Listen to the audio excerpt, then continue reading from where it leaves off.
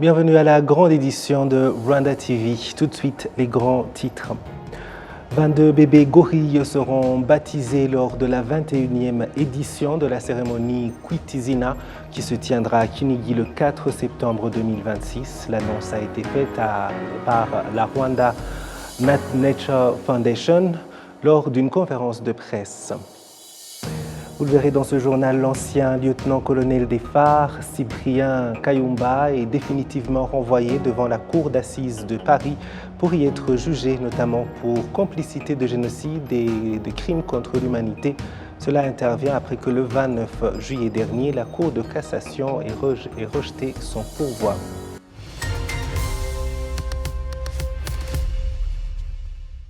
Encore une fois, bienvenue chers téléspectateurs de la télévision rwandaise. Je suis David Carmel Ingabire et c'est une joie de vous retrouver. Je vous le disais en titre, l'ancien lieutenant-colonel des phares, Cyprien Kayumba, est définitivement renvoyé devant la cour d'assises de Paris pour y être jugé, notamment pour complicité de génocide et de crimes contre l'humanité. Cela intervient après que le 29 juillet dernier, la Cour de cassation ait rejeté son pourvoi. L'officier d'état-major de permanence, le 6 avril 1994, est chargé de l'achat des armes durant la période du génocide et même après. Cyprien Kayumba est considéré comme un homme qui a été au cœur du génocide commis contre les Tutsis. Pour en savoir plus, notre collègue Jean Damascène Manishimé s'est entretenu avec Maître Richard Gisagara, qui, au nom de la communauté rwandaise de France, a déposé la plainte contre Kayumba. Suivez. Cyprien Kayumba est un homme qui était vraiment au cœur du génocide commis contre les Tutsis. C'est un homme qui est né au Rwanda, à Kibali, à Byumba, en 1955. Il était officier supérieur de l'armée rwandaise au moment du génocide. Il était lieutenant-colonel au moment où le génocide a eu lieu. Je dis que c'est une personne qui était au cœur du génocide commis contre les Tutsis. Pourquoi? Parce que au moment où il y a eu le crash de l'avion de Habyarimana, il était l'officier de permanence à l'état-major. Et à ce titre, il a participé à la réunion qui a eu lieu dans la nuit du 6 au 7, réunion qui a vu Théoneste Bagosora prendre carrément le pouvoir au Rwanda avec ce qui a suivi après. Et donc, il était présent à ce moment-là et c'est quelqu'un qui a aussi, c'est lui qui a rédigé le communiqué qui a été lu à la radio. Et par après, dans ses fonctions, parce qu'il était aussi en charge donc, des services financiers de l'état-major, du ministère de la Défense. Donc, il était en charge principalement de la logistique et de l'achat des armes. Et c'est à ce titre qu'il a fait toutes les démarches qui ont conduit aux livraisons des armes qui ont été livrées à l'armée génocidaire. Donc d'avril à juillet 1994, c'était lui qui était à la manœuvre. Le 19 déjà, d'ailleurs le 19, il s'est déplacé. Il a quitté le Rwanda pour aller, d'abord il a passé par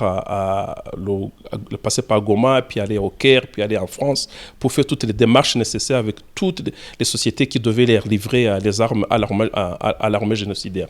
Donc ça, il a fallu qu'il se déplace parce que c'était devenu un peu plus compliqué. Certaines sociétés, comme il y a eu un embargo pris contre le Rwanda pour la livraison des armes, par les Nations Unies, parce que les Nations Unies a commencé à dire qu'il y a génocide au Rwanda, et donc ils ont décrété un embargo contre les armes. Mais cet homme-là, Cyprien Kayumba, il a fait toutes les démarches pour pouvoir quand même arriver à obtenir des armes et les faire livrer au Rwanda. Donc l'instruction a permis d'établir qu'au moins 6 livraisons d'armes ont été livrées à l'armée génocidaire, toujours sous l'instigation de Cyprien Kayumba. Et c'est pour ça que je dis que c'est un homme qui était vraiment au cœur du génocide et de la logistique du génocide. Voilà donc qui était ce lieutenant-colonel qui va être renvoyé devant la cour d'assises pour être jugé. Vous m'avez posé la question de savoir quelles sont les charges qui pèsent contre lui. Ces 2 charges, c'est complicité de génocide Complicité, c'est-à-dire qu'il a donné l'aide et l'assistance nécessaire pour que le génocide puisse être perpétré. Et donc, il est poursuivi pour ça. Il est également poursuivi pour complicité de crimes contre l'humanité et du fait qu'il a aussi fourni l'aide et l'assistance nécessaire pour qu'il y ait des crimes contre l'humanité qui ont été commis au Rwanda d'avril à juillet 1994. Alors, c'est une procédure qui dure depuis 24 ans, presque 25 ans. C'est une plainte qui a été déposée en 2001, en novembre 2001, pour être plus précis, par l'association Communauté rwandaise de France, l'association Survie, ainsi que l'association Fédération internationale des droits de l'homme. Plus tard, d'autres associations aussi qui travaillent dans ce domaine ont rejoint les autres associations. Et donc aujourd'hui, c'est plusieurs associations qui sont parties civiles dans cette procédure. Et donc la plainte dure depuis... le dossier s'est étalé sur les 24 dernières années. Il y a eu plusieurs péripéties. Les instructions étaient menées, il y a eu des demandes d'informations qui étaient envoyées partout au monde, enfin pas partout au monde, mais dans beaucoup de pays, notamment au TPIR, puisque le tribunal pénal international pour le Rwanda dispose de beaucoup d'archives en ce qui concerne l'action des militaires et l'implication des militaires dans le génocide commis contre les Tutsis. Il y a donc pas mal d'informations qui ont été délivrées par le tribunal pénal international pour le Rwanda à la justice française. Il y a des investigations qui étaient menées au Rwanda également, puisque en 2020, je crois, 2020-2021, il y a des gendarmes français qui sont venus au Rwanda pour finaliser les investigations. Et en 2025, le juge d'instruction a cru devoir décréter non-lieu. Il a considéré qu'il n'y avait pas assez de charges suffisantes, pour le mettre en examen, ce qui nous a beaucoup surpris. Mais toutes les associations ont relevé appel de ces décisions et la Chambre de l'instruction, au niveau de l'appel, a annulé ces décisions, a infirmé la décision du premier juge et a décidé de renvoyer Cyprien Kayumba devant la cour d'assises pour être jugé. Il va donc être jugé pour les deux infractions dont je vous ai parlé au bout de 25 ans, presque 25 ans d'instruction. Il n'y aura plus d'autres actes. La procédure judiciaire est tout à fait terminé. Pour rappel, quand une plainte est déposée, il y a d'abord une ouverture d'information et puis après, il y a une instruction qui est ouverte. Et au bout d'une instruction, un juge d'instruction prend une décision. C'est ce qui s'est passé en ce qui le concerne, puisque je vous ai dit qu'en 2025, c'est là où le juge d'instruction a décidé non-lieu. Et puis, il y a eu la paire et il y a eu la cassation. Donc, la cassation, c'est vraiment le dernier acte. Il a épuisé tous les recours possibles. Et là, il reste tout simplement à ce que le tribunal nous fixe un calendrier à la date d'audience à laquelle il va être jugé. C'est vraiment la seule chose qui reste. À l'État, au moment où je vous parle, je ne peux pas vous dire quand, puisque la justice ne nous a pas encore dit quand est-ce que le dossier va être fixé. Nous avons cru comprendre qu'il n'y aura pas de procès du génocide commis contre le Tutsi l'année suivante. Bon, c'est une communication qui n'est pas officielle, qui nous a été adressée. J'espère que ce n'est pas le cas, que peut-être ils finiront par fixer ce dossier pendant l'année prochaine. Ça va peut-être cette année, ça c'est certain. Mais si ce n'est pas l'année prochaine, ça sera peut-être l'année d'après. Mais pour l'instant, je ne peux pas vous dire la date exacte. C'est juste la seule chose qui reste. La justice fixe la date d'audience en fonction de son propre calendrier, puisqu'il y a beaucoup de dossiers d'assises. Et voilà, c'est la seule chose qui reste. Il n'y a pas d'autres actes qui reste à accomplir pour qu'il soit jugé. Vous suivez la grande édition sur la télévision rwandaise. 22 bébés gorilles seront baptisés lors de la 21e édition de la cérémonie Kwitizina qui se tiendra à Kinigi le 4 septembre 2026. L'annonce a été faite par le directeur exécutif de la Rwanda Nature Foundation, Eugène Mutangana, lors d'une presse de conférence organisée au Kigali Convention Center. Le gouverneur de la province du Nord, Mugabo Wagaunde Maurice, affirme que la cérémonie de Kwitizina a contribué à accélérer le développement, notamment dans le district de Musanze. Ce qu'on va faire cette année différemment, ce qu'on a gagné comme région, bien comme pays, depuis qu'on a commencé. Maintenant, on parle de la 21e fois. En premier lieu, c'est la conservation. On trouve que la biodiversité, du moins le nombre de gorilles, a augmenté, pas seulement les gorilles, mais aussi d'autres animaux qui se trouvent dans notre parc des volcans. Chaque année, Eugène vient de dire que cette année on va donner les noms aux 22 bébés gorilles. L'année passée c'était 40. Ça montre que la biodiversité, le nombre des animaux, mais aussi des plantes a augmenté dans notre parc. Donc du côté conservation, ça a eu un impact considérable. En deuxième lieu, il y a le travail et les revenus pour le pays, mais aussi pour notre région, surtout dans notre province du Nord.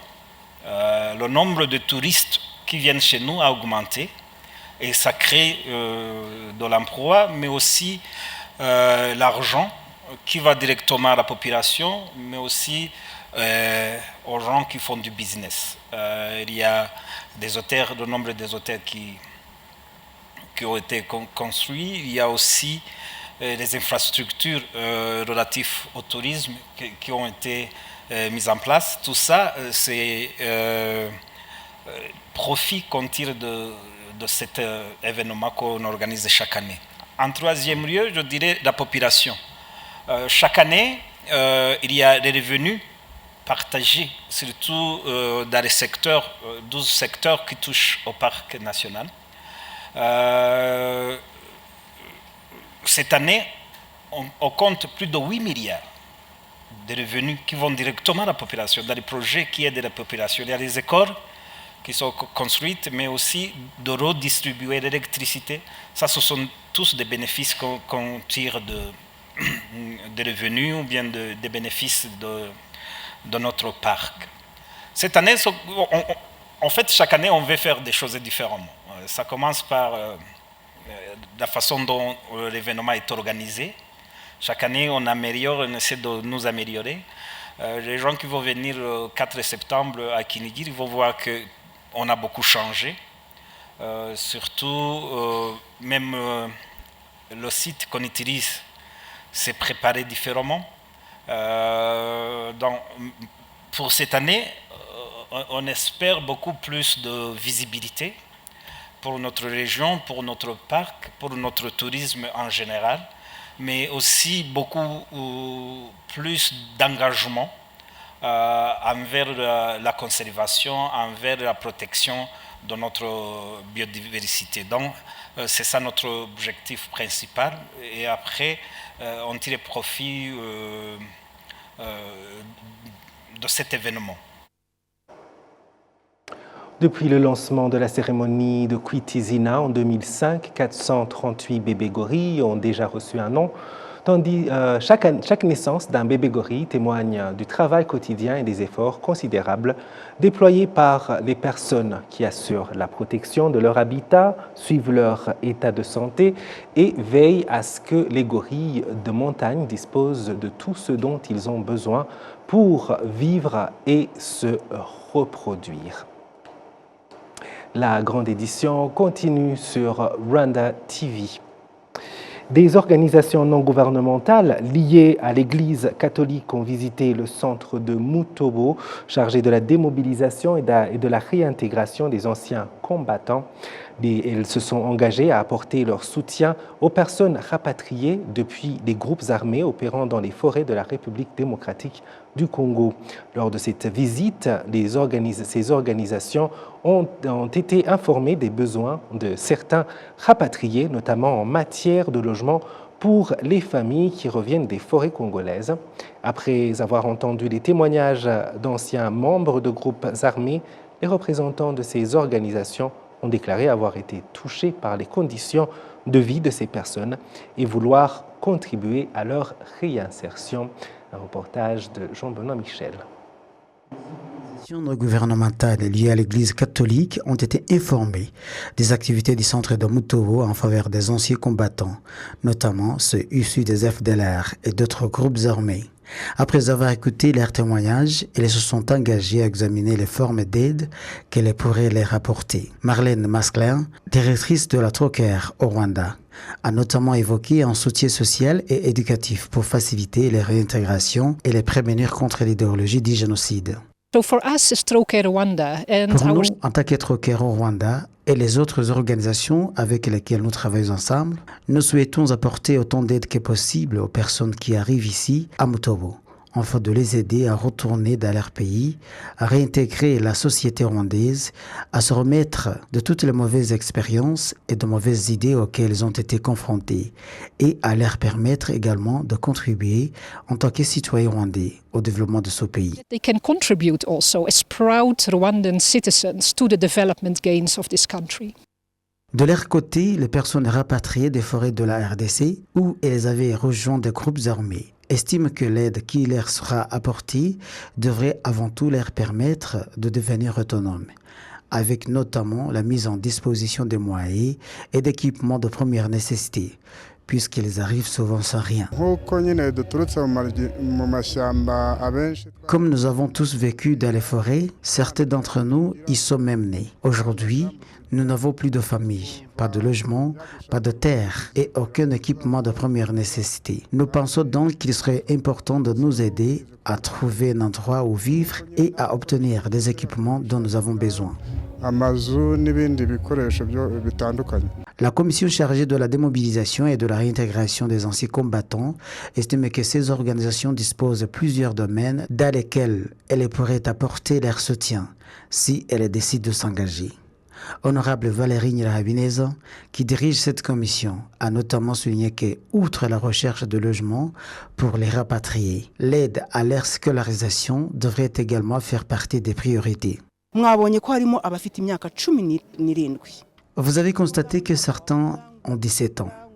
Il faut donc les aider à étudier et à aller à l'école. Il faut également les aider à se regrouper au sein des coopératives ou d'associations afin qu'ils puissent obtenir un capital et mener des activités qui leur permettent de se développer et de contribuer au développement du pays.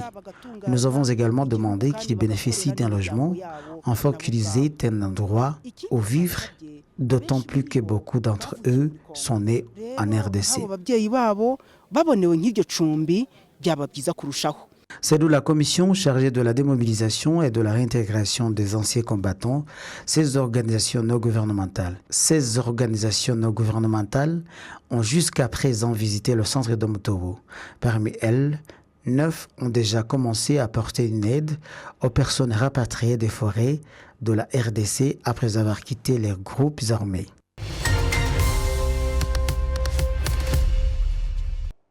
Et voilà, nous arrivons à la fin de cette grande édition. Merci de nous avoir suivis. Je remercie toute l'équipe qui m'a aidé à la préparer. Ce sera un grand plaisir de bientôt vous retrouver sur Rwanda TV.